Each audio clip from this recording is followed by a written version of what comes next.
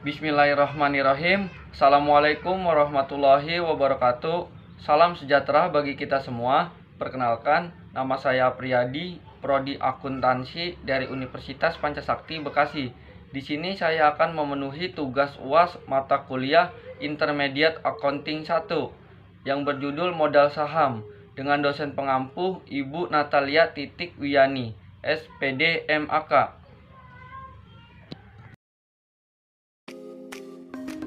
Modal saham dan laba ditahan.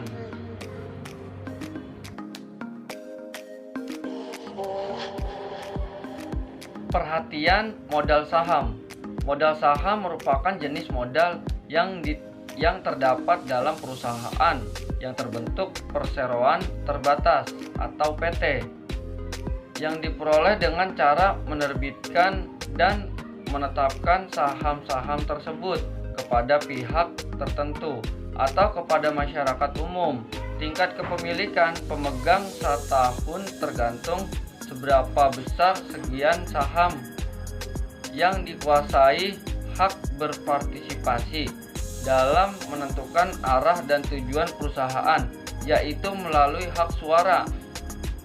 Dalam rapat memegang saham, hak untuk memperoleh laba dari perusahaan atau dividen, hak untuk membeli saham baru yang dikeluarkan perusahaan untuk mempertahankan profesi kepemilikan, hak untuk menerima pembagian aktivitas jika perusahaan dikuasai.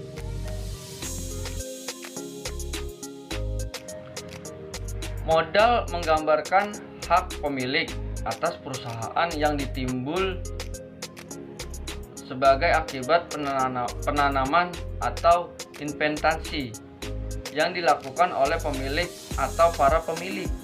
Bentuk badan usaha: yang pertama perseorangan atau keterbatasan modal, yang kedua persekutuan atau keterbatasan modal, dan yang ketiga perseorangan atau permodalan.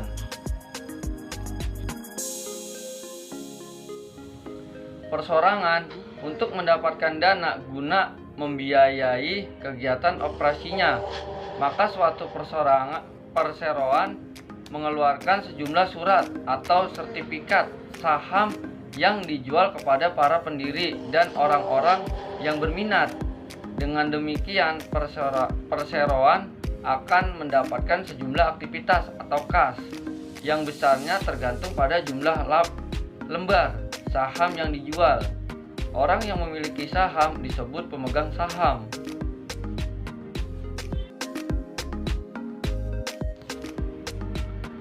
Karakteristik perseroan: 1.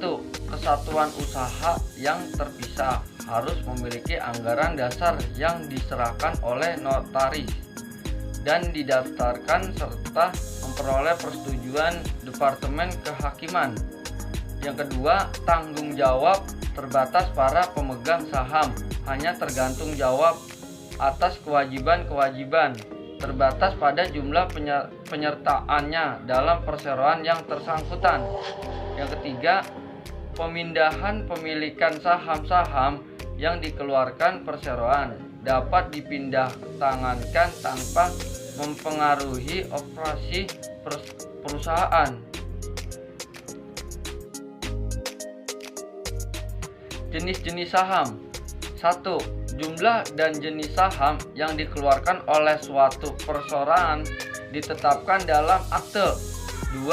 Pendirian perseroan: jika saham yang dikeluarkan hanya satu jenis, maka saham tersebut dinamakan saham biasa.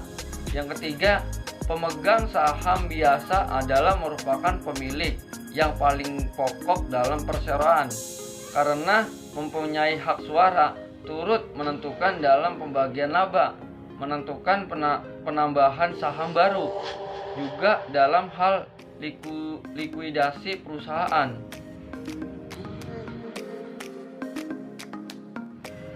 Di sini juga ada contoh pengeluaran saham secara tunai. Di dalam pengeluaran atau penjualan saham, perseroan bisa menggunakan jasa dari suatu bank atau underwriter menjual 1000 lembar saham preferred 7%, nilai pari sebesar Rp100.000 dengan kurs 105. Di sini ada kas 105 juta rupiah. Saham preferennya sebesar 100 juta rupiah. Agio sahamnya sebesar 5 juta rupiah. 2. Menjual 1000 lembar saham preference 6%, nilai pari Rp100.000 dengan kurs 98. Di sini ada kas sebesar 98 juta rupiah. Di Sagio sahamnya sebesar 2 juta rupiah. Saham preferennya 6% sebesar 100 juta rupiah. 3. Menjual 5.000 lembar saham biasa tanpa nilai pari. Harga yang ditetapkan sebesar Rp20.000 per lembar dengan harga jual Rp30.000. Di sini ada kasnya sebesar Rp150 juta. Saham biasanya di sini ada Rp100 juta.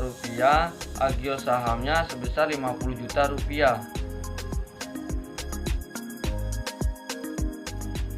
Pesanan saham.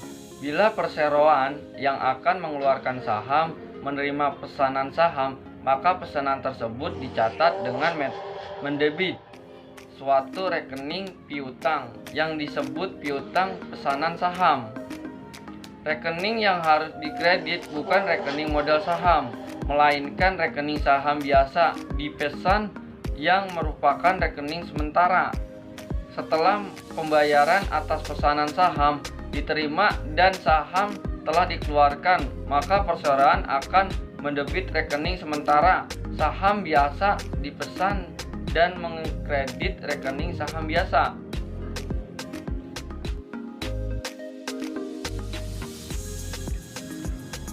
Perseroan menerima pesanan 500 lembar saham biasa yang bernilai pari Rp100.000 per lembar. Harga jual yang disepakati untuk saham tersebut adalah Rp120.000 per lembar yang akan dibayar melalui dua angsuran masing-masing, Rp40.000 dan Rp80.000 mencatat pesanan saham. Piutang pesanan saham biasa Rp60 juta, saham biasa dipesan Rp50 juta, agio saham Rp10 juta. Mencatat penerimaan angsuran pertama, kas sebesar Rp20 juta, piutang pesanan saham biasa Rp20 juta. Mencatat penerimaan angsuran kedua dan pengeluaran saham, kas Rp40 juta, piutang pesanan saham biasa Rp40 juta, saham biasa dipesan Rp50 juta, saham biasa sebesar Rp50 juta. Sekian dari saya, kurang lebihnya mohon maaf. Wassalamualaikum warahmatullahi wabarakatuh.